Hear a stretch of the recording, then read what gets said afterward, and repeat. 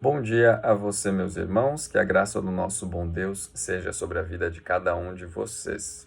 Hoje são 18 de dezembro e faremos a leitura do Evangelho de Lucas no capítulo de número 18. E o texto nos diz assim: Disse-lhes Jesus uma parábola sobre o dever de orar sempre e nunca esmorecer. Havia em certa cidade um juiz que não temia a Deus, nem respeitava homem algum.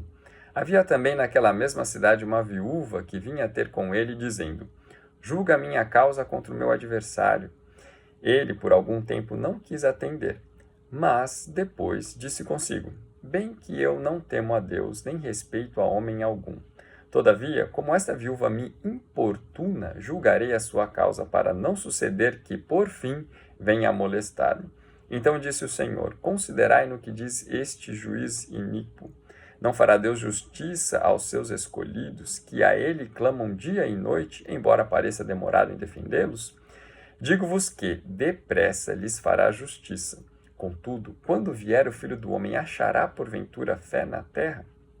Olha, nesta parábola o Senhor Jesus está ensinando a seus discípulos que eles devem sim perseverar, que eles devem sim insistir na oração e não desistir, não desanimar. Por quê? Porque às vezes nós oramos, às vezes não, muitas vezes nós oramos e aparentemente ficamos sem resposta. Isso não quer dizer que ficaremos sem resposta, mas no instante, no momento, no exato momento em que oramos, não vemos resposta, não vemos retorno daquilo que rogamos, que pedimos ao Senhor. Mas o fato de não termos essa resposta imediata não quer dizer que o Senhor não vá nos responder. Olhem só, se continuamente orarmos pedindo ao Senhor, Ele nos atenderá.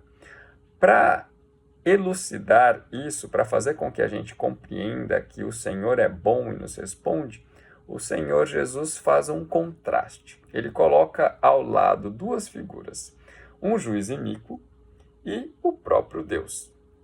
Esse juiz iníquo, ele é colocado aqui como alguém que não teme a Deus e que também não se importa muito com os homens. Mas há uma viúva que continuamente, que insistentemente pede a esse homem que julgue a causa dela. Depois de um certo tempo, este homem diz: Olha, apesar de eu não temer a Deus, é melhor que eu julgue a causa dessa mulher para que ela não continue a me incomodar. Aí o Senhor Jesus diz assim: considerai no que diz este juiz iníquo. Então, assim, se um juiz que não teme a Deus, que não está nem aí para os homens, depois de tanto tempo ouvindo o pedido de uma mulher, é capaz de se dobrar e resolve atender ao pedido que faz aquela mulher, quem dirá então Deus, que é bom? Vocês não acham que Deus não vai atender? Vocês não acham que Deus vai sim responder aquilo que seus filhos têm pedido? É claro que ele atende, é claro que responde. Olha o que diz o verso 7. Não fará Deus justiça aos seus escolhidos, que a ele clamam dia e noite, embora pareça demorado em defendê-los? Essa é uma pergunta retórica. A resposta para isso é claro que Deus vai fazer justiça aos seus escolhidos, que a ele clamam dia e noite. Mas olha que ele termina com uma pergunta. Contudo, quando vier o Filho do Homem, achará porventura fé na terra? O Senhor Jesus está perguntando. Será que haverá pessoas que creem que realmente o Senhor responde à oração? Olha, quem espera que o Senhor responda e por essa razão insiste, continua a orar, apesar de parecer que o Senhor demora em responder, esses que fazem assim demonstram ter fé no Senhor. Quando o Senhor faz essa pergunta, ele está dizendo: é claro que vai ter gente assim, é claro que tem gente que tem fé no Senhor. Mas ele coloca isso como sendo algo que realmente não são todos. Haverá quem tenha fé em Jesus, em Deus, e por isso vai orar continuamente pedindo algo para ele. Mas também há muitos que não creem e que por isso não buscam o Senhor, tampouco oram como deveriam fazer. Vamos continuar a leitura do texto, agora a partir do verso número 9, que nos diz assim: Propôs também esta parábola a alguns que confiavam em si mesmos por se considerarem justos e desprezavam os outros. 2 homens subiram ao templo com o propósito de orar, um fariseu e o outro publicano. O fariseu, posto em pé, orava de si para si mesmo, desta forma: Ó Deus, graças te dou, porque não sou como os demais homens, roubadores, injustos e adúlteros, nem ainda como este publicano. Jejuo 2 vezes por semana e dou dízimo de tudo quanto ganho. O publicano, estando em pé, longe, não ousava nem ainda levantar os olhos ao céu, mas batia no peito, dizendo: Ó Deus, sê propício a mim, pecador. Digo-vos que este desceu justificado para a sua casa, e não aquele, porque todo o que se exalta será humilhado, mas o que se humilha será exaltado. Olha, através desta parábola, o Senhor Jesus está fazendo uma grave denúncia, mas é uma denúncia de algo que é muito recorrente, muito comum.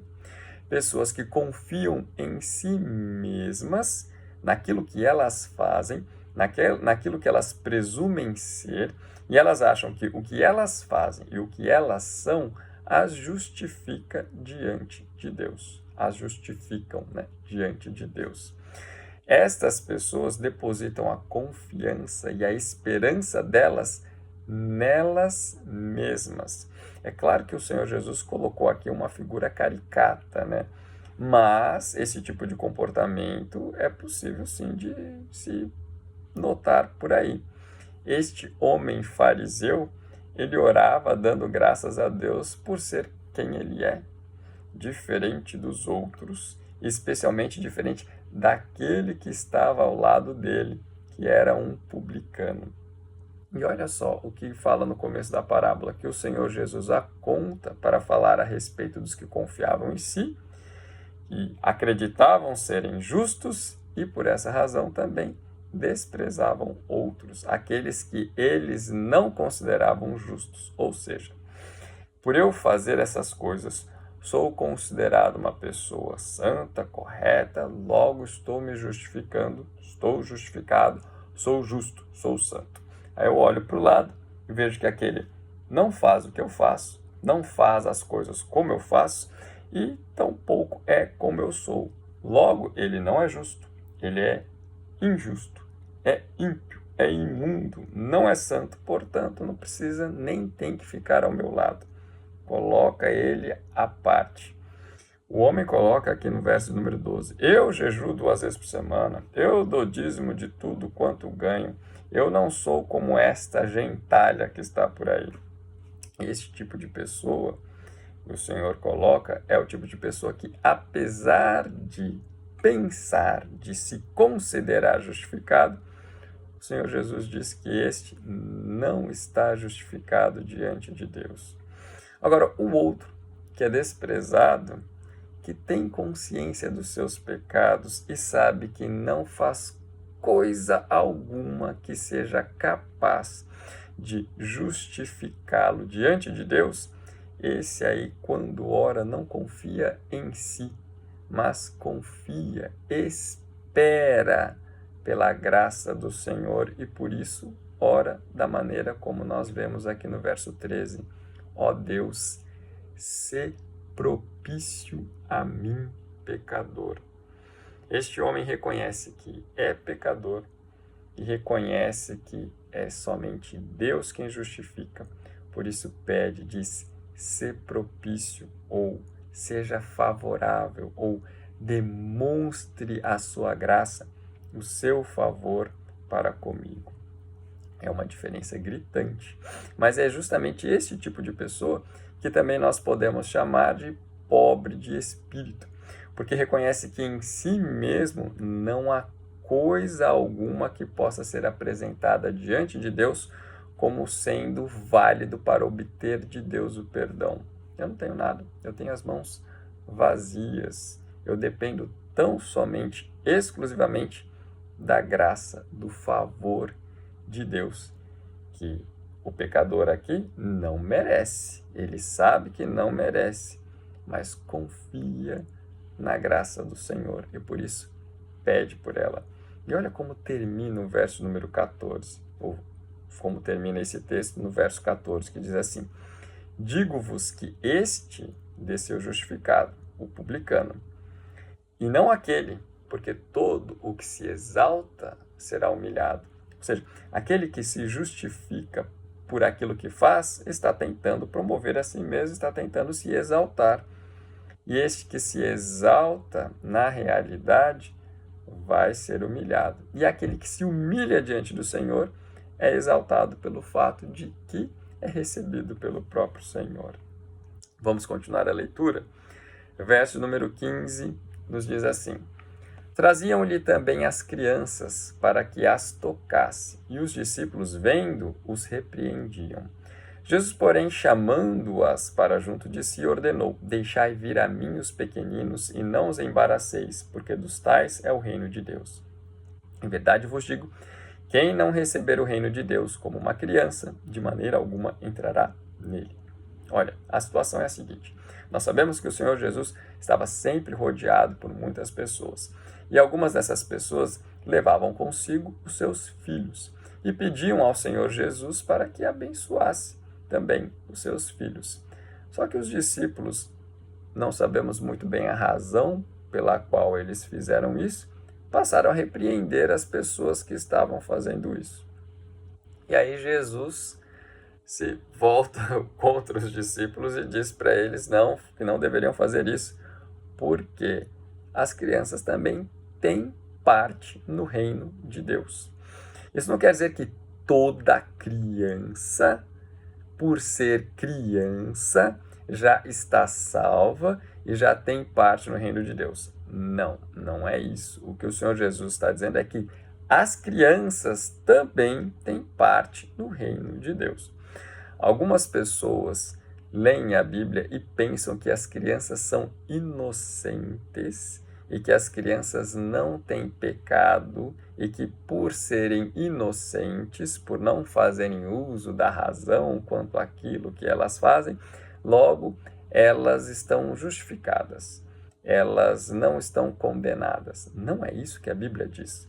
A Bíblia nos diz que todo homem, todo descendente de Adão, recebeu também em si a imputação do pecado, recebeu consigo a marca de pecador, porque já foi concebido em pecado. Todos pecaram e todos estão separados da glória de Deus. Mas o que o Senhor Jesus nos apresenta aqui é que, inclusive, as crianças também podem ouvir a mensagem do Evangelho, podem crer na mensagem do Evangelho e serem salvas pela graça do Senhor manifestada através do anúncio do Evangelho. Então, o que o texto nos deixa claro aqui é que, olha, os discípulos não deveriam dificultar o acesso das crianças a Cristo. Os discípulos não deveriam atrapalhar, deveriam, na verdade, contribuir para que as crianças também ouvissem, conhecessem o Senhor Jesus. E aí o Senhor Jesus aproveita a ocasião para dizer também algo importante. O verso de número 17 diz assim: em verdade vos digo, quem não receber o reino de Deus como uma criança, de maneira alguma entrará nele. Por que receber o reino de Deus ou dos céus como uma criança? Porque a criança, ela é dependente de um adulto. Ela espera por alguém que faça por ela. E nós também, da mesma forma, devemos receber o reino de Deus. Não devemos recebê-lo crendo que pela nossa força o conquistamos, mas crendo que foi pela graça do Senhor que nos concedeu, pois nós não poderíamos de maneira alguma conquistar o reino de Deus. Vamos continuar a leitura. Verso de número 18 diz assim, e vou prosseguir até o verso número 30.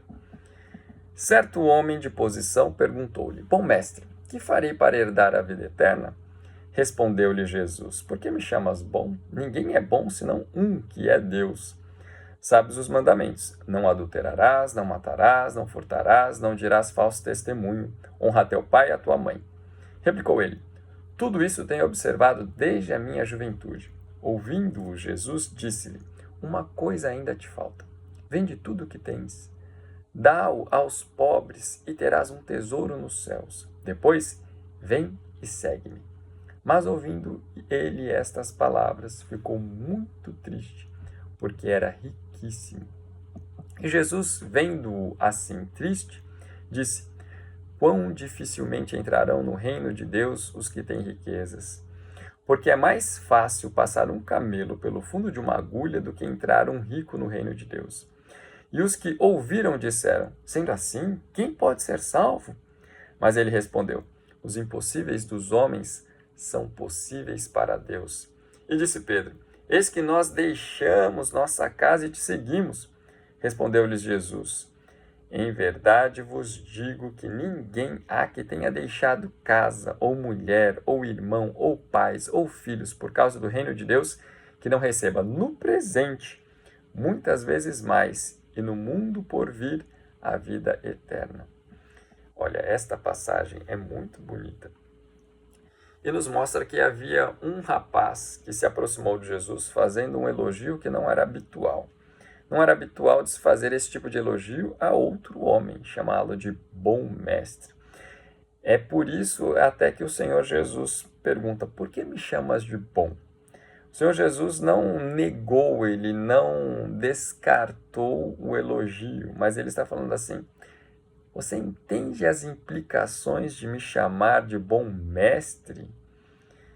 Tanto que o Senhor completa assim: ninguém é bom senão um, que é Deus. O Senhor Jesus está dizendo assim: você está me chamando de uma forma pela qual se refere, as pessoas fazem referência somente a Deus. E você entendeu que você está se referindo a mim como sendo Deus? Entende a implicação disso? Olha só, esse jovem abordou o Senhor Jesus desta forma, que parece demonstrar crer em Jesus como sendo o Messias mesmo, o Filho de Deus, e ele faz a seguinte pergunta: que farei para herdar a vida eterna? Olha, ele está perguntando quais são os passos, qual a minha posição, o que devo eu, qual é a minha parte para que eu receba algo do Senhor, né, a vida eterna. E aí o Senhor Jesus diz para ele: sabes os mandamentos, né? E o Senhor elenca alguns dos mandamentos que estão lá no Decálogo, que são os 10 mandamentos que Deus deu a Moisés, que por sua vez passou ao conhecimento do povo. E olha só o que o rapaz respondeu depois que o Senhor Jesus fez a lista dos 10 mandamentos. Verso 21. Replicou ele: tudo isso tenho observado desde a minha juventude. Parece que o rapaz crê que pelo fato de obedecer, então ele teria a vida eterna. E a resposta de Jesus parece dizer que é isso mesmo. Mas será que é isso mesmo? Olha só, vou abrir um parênteses aqui. Se nós não tivéssemos pecado, e eu estou falando nós, estou falando de todos nós, e voltando mais atrás, se o nosso primeiro antepassado não tivesse pecado, se não houvesse pecado em Adão, ou seja, se o homem Adão tivesse obedecido, receberia do Senhor o prêmio, a bênção pela obediência, que é a vida eterna. Entretanto, uma vez que o homem pecou, desobedeceu, recebeu a recompensa pela desobediência, que é a morte. A partir do momento em que a morte se tornou realidade, porque o pecado foi consumado, e isso foi imputado a todos os seres humanos, logo, não tem como a gente conquistar a vida eterna. Somente se alguém fizer isso por nós. Não tem como quem está morto espiritualmente conquistar alguma coisa, conquistar a vida eterna. Todo ser humano que não está em Cristo está distante de Deus, está apartado daquele que é o sumo bem. Por isso, por mais que alguém tente obedecer todos os mandamentos, não vai conseguir ter o perdão, nem vai conseguir ter a salvação. Por quê? Já está em pecado. Já está em pecado. Não é pelas obras, não é pela obediência à lei, nossa obediência à lei, que nós conseguimos a vida eterna, que nós conseguimos o perdão. E olha só, o rapaz parece presumir que pela obediência aos mandamentos ele poderia então herdar a vida eterna. Só que o Senhor Jesus mostra para ele que ele não obedece a todos os mandamentos como ele pensava. Porque olha o verso 22 que diz: ouvindo-o Jesus, disse-lhe: uma coisa ainda te falta. Vende tudo o que tens, dá-o aos pobres e terás um tesouro nos céus. Depois vem e segue-me. O que o Senhor Jesus está falando é assim: então tá, só falta isso. Você se desprender aí daquilo que você tem e você me segue. Parece que Jesus estaria acrescentando um outro mandamento, né? Mas não é isso. Jesus não está colocando como condição para entrar no reino dos céus ser pobre, ter que doar tudo que você tem. Mas o que o Senhor Jesus está mostrando é, ele propôs um desafio àquele sujeito, que prova que aquele sujeito era tão apegado às suas posses, tão apegado à sua posição, à sua alta posição, como está lá no verso 18, tão apegado às suas riquezas, mas tão apegado, que não amava a Deus tanto quanto aquilo ao qual ele era apegado. Ou seja, ele amava mais a sua posição e mais as suas posses do que o Senhor Deus. Ele pensava que amava a Deus de todo o coração, mas não amava. Ele pensava que estava obedecendo a todos os mandamentos, mas ele não conseguia obedecer nem o primeiro, que é amar a Deus acima de todas as coisas. Ele amava mais a sua riqueza do que o próprio Senhor Deus. E ele não conseguiu se desligar da sua riqueza. Veja o que nos diz o verso 23. Mas ouvindo ele estas palavras, ficou muito triste, porque era riquíssimo. O homem estava diante de Deus, teve a oportunidade de ir atrás do Senhor Deus, mas não foi, porque amava mais a si mesmo e as suas riquezas. E aí, diante dessa cena, o Senhor Jesus faz aquela constatação: quão dificilmente entrarão no reino de Deus os que têm riquezas. Olha só, outro parêntese. O Senhor Jesus não está dizendo que os ricos não vão entrar no reino dos céus. Não é nada disso. Mas o Senhor está dizendo que é difícil para um rico entrar no reino de Deus. E por que é difícil para um rico entrar no reino de Deus? Olha só, é tão difícil um rico entrar no reino de Deus que é mais fácil algo impossível acontecer, que é um camelo passar pelo fundo de uma agulha. É mais fácil um camelo, que é um bicho enorme, gigante, extremamente alto, é mais fácil ele passar por aquele buraquinho da agulha do que um rico entrar no reino dos céus. Aí você pensa, o quê? Se é impossível do camelo passar pelo buraco da agulha, então é impossível também para o rico entrar no reino dos céus. Mas o que o Senhor Jesus está dizendo é que os ricos, não simplesmente aquele que tem dinheiro, mas aquele que confia na sua riqueza, ou aquele que ama mais a sua riqueza do que o Senhor Deus. Olha, qualquer um que ama qualquer coisa mais do que o Senhor Deus, não vai entrar no reino dos céus. E aquele que tem muita riqueza é muito apegado àquilo que tem. Então é dificílimo para esses que são apegados às coisas dessa terra entrarem no reino de Deus. Por quê? Porque não amam o Senhor Deus como deveriam amar, com todo o coração, com toda a força e com todo o entendimento. Só que isso que o Senhor Jesus parece que deu uma mexida na cabeça dos discípulos, porque na concepção deles e dos judeus do modo geral, havia a seguinte ideia: se uma pessoa é rica, quer dizer que ela é abençoada por Deus. E para ser abençoada por Deus, ela tem que ser uma pessoa obediente, uma pessoa justa. Então, eles presumiam: se uma pessoa é rica, logo este é um indivíduo obediente ao Senhor e vai para o céu. Mas o Senhor Jesus disse que dificilmente um rico vai entrar no céu. Aí aquilo bugou a cabeça dos discípulos. E aí eles falaram assim: sendo assim, quem pode ser salvo? Quem é que vai conseguir ser salvo? Se aqueles que nós acreditávamos serem as pessoas mais justas, mais propensas à salvação, elas não serão salvas, é impossível para elas, então quem pode ser salvo? Verso 27 nos diz: os impossíveis dos homens são possíveis para Deus. Aquilo que é impossível para qualquer homem ter a salvação por si só, isso somente o Senhor faz. E graças a Deus, louvado seja o nome do Senhor, que Ele faz isso, apesar de não merecermos, apesar de sermos incapazes, o Senhor nos concede isso.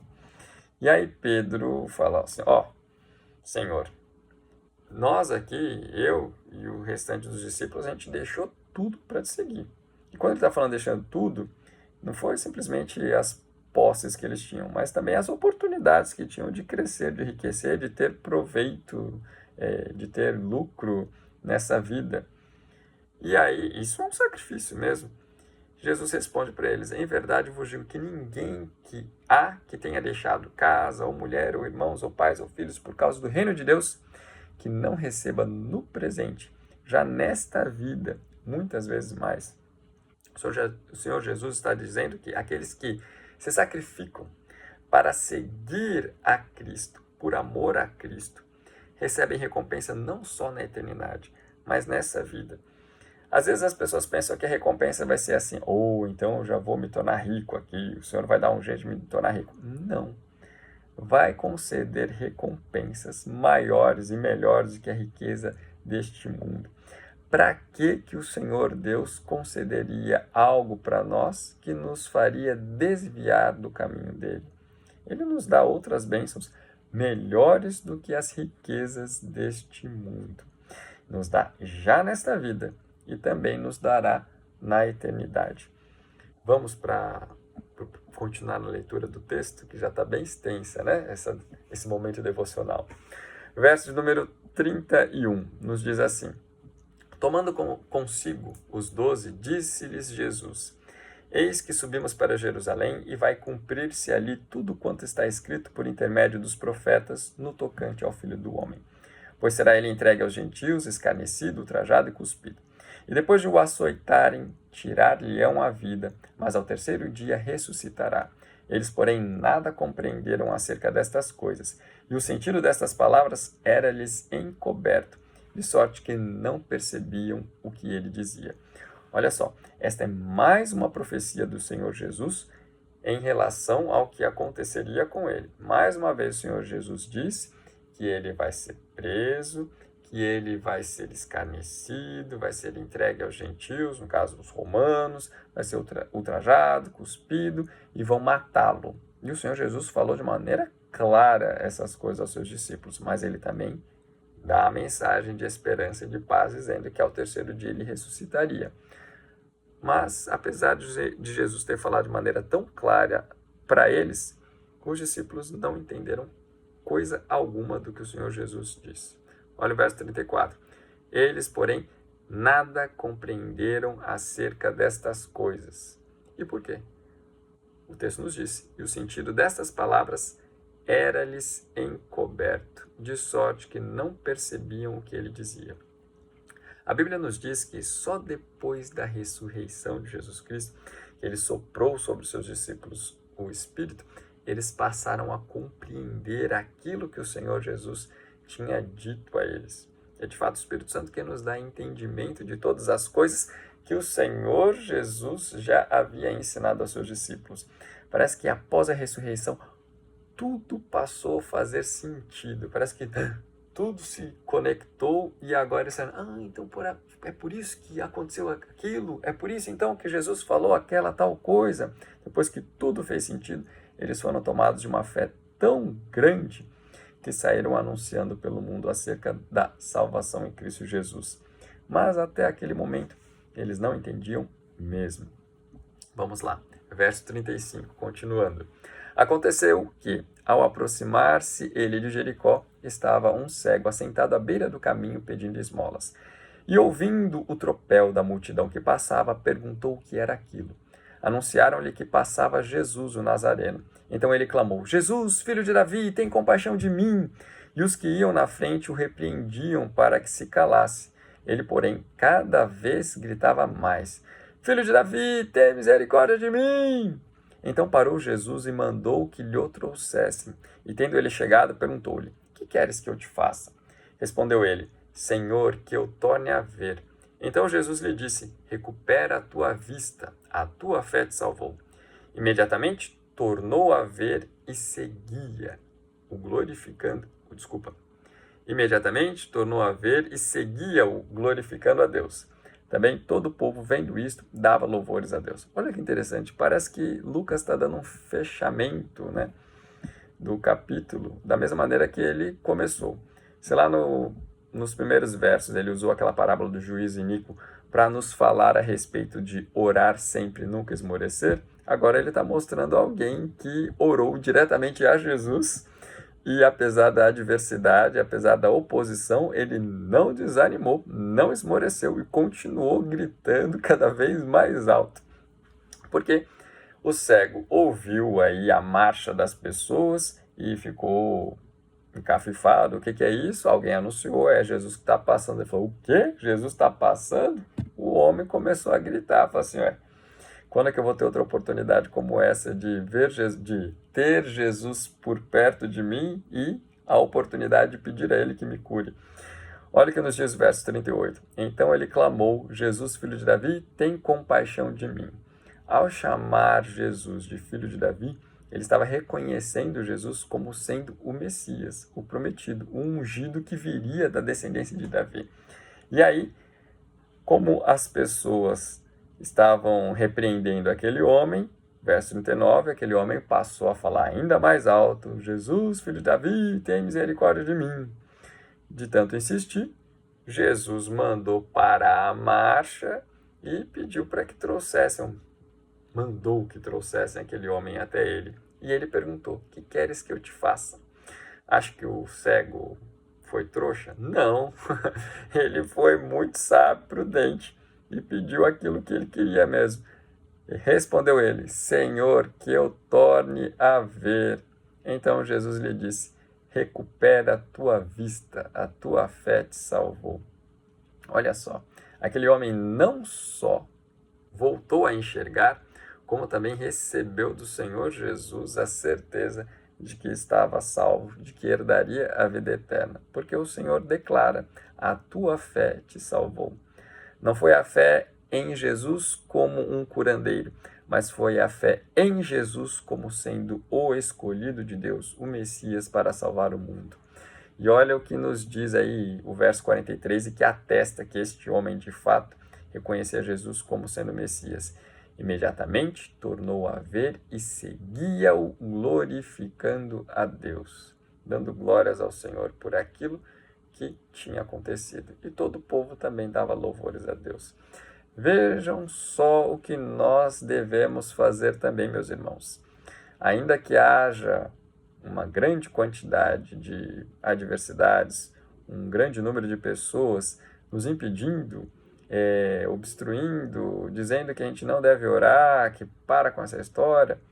Olha aqui, o cego de Jericó é uma das provas daquilo que o Senhor Jesus estava ensinando lá no começo do capítulo. Não desanimemos, não desfaleçamos, mas vamos insistir em oração, rogando ao Senhor, e Ele fará justiça por nós. É um capítulo longo, mas muito rico. Que Deus abençoe a vocês, meus irmãos, que tenham todos um ótimo dia.